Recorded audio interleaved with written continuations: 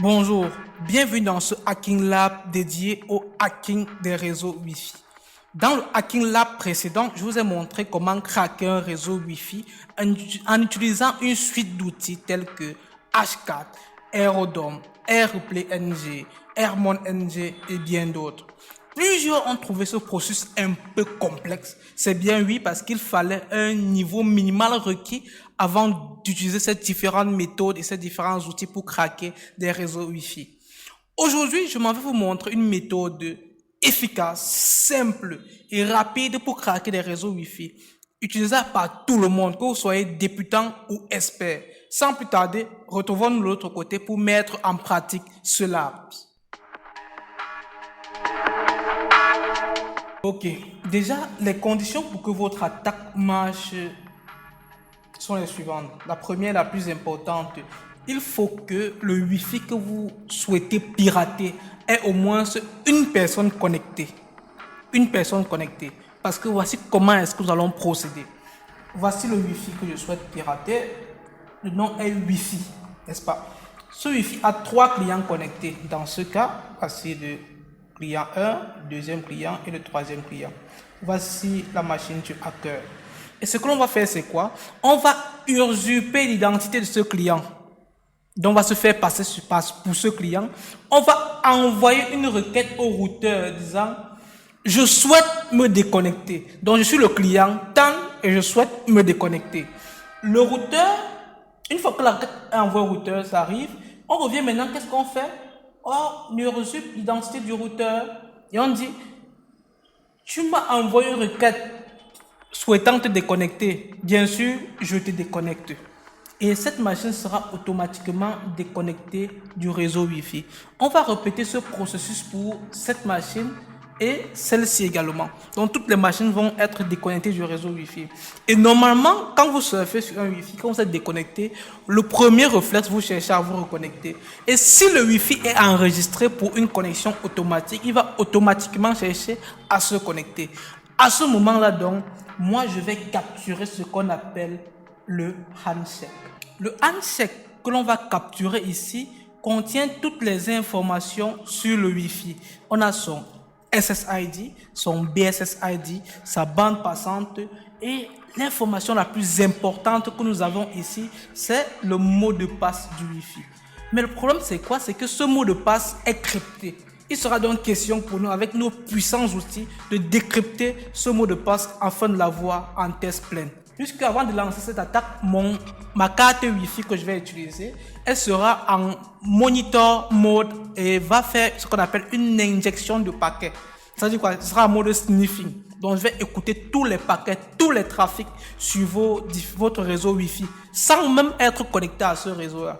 Et pour ça, vous devez avoir des cartes Wi-Fi spécifiques. Par exemple, vous pouvez avoir des cartes Wi-Fi low cost, comme cette LB-Link qui est low cost, que vous pouvez trouver à 5 000 francs ou 10 $. Vous pouvez aussi avoir cette LB-Link que vous pouvez trouver à 10 000 francs, 20 $ environ. Mais dans cet atelier, moi, je vais utiliser une carte un peu plus puissante, qui est une carte Alpha, utilisant les chipsets Atheros qui sont les plus recommandés sur le marché. Sans plus tarder, retrouvons de l'autre côté pour mettre tout ceci en pratique.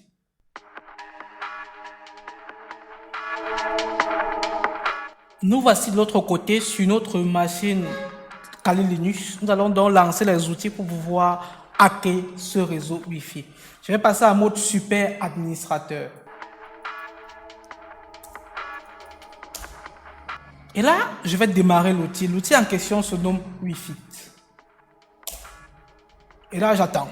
L'outil démarre. Il va faire un scanning pour trouver les réseaux qui sont à proximité de moi. Donc, on laisse l'outil faire son travail, on observe juste et on attend. Vous voyez, ça a trouvé déjà, on retrouve déjà plusieurs réseaux Wi-Fi là. Et le réseau Wi-Fi en question qui nous intéresse, c'est le réseau nommé Wi-Fi, tout simplement, si vous vous souvenez bien. Je vais faire CTRL-C et je vais sélectionner le Wi-Fi dont je souhaite pirater. Donc, c'est le numéro 1. Et là, qu'est-ce qu'il va faire? Il va chercher à lancer une première attaque. Je n'ai pas besoin de ce type d'attaque. Je vais passer au capture du handshake tout simplement. CTRL-C, après je vais cliquer sur C. Ensuite, il lance la capture du handshake. Il a capturé le handshake en question. Il a trouvé qu'il y a un client connecté sur mon réseau Wi-Fi. Et là, il essaye maintenant de faire quoi? De craquer le Wi-Fi en question. Il essaie avec un ensemble de clés. Et là, bam!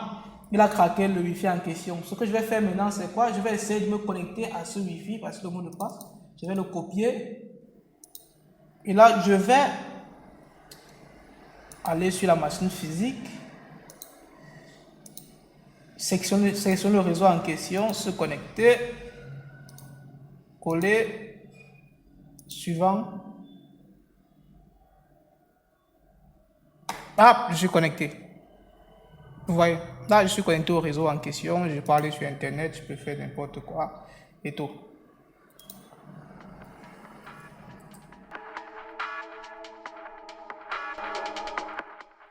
Nous sommes à la fin de notre lab sur le hacking et sécurité des réseaux Wi-Fi. Ici, nous avons utilisé une méthode basique pour craquer ces réseaux Wi-Fi en question. Mais il existe des méthodes très avancées pour craquer des réseaux Wi-Fi. Et déjà, pour empêcher que votre réseau soit facilement craquable, vous devez utiliser des mots de passe complexes. Si vous souhaitez être édifié sur un sujet en particulier, n'hésitez pas à mettre en commentaire. Je pourrais vous parler des Zevitune attaques, des Zonetpo, des man-in-the-middle attaques, des brute force, des malware threats. Je pourrais encore vous parler des attaques comme les botnets, les attaques de type DDoS, DDoS et bien d'autres. Mettez juste en commentaire et je ferai des vidéos pour vous édifier dessus de manière théorique et de manière pratique. Get Smarter, votre cerveau nous intéresse.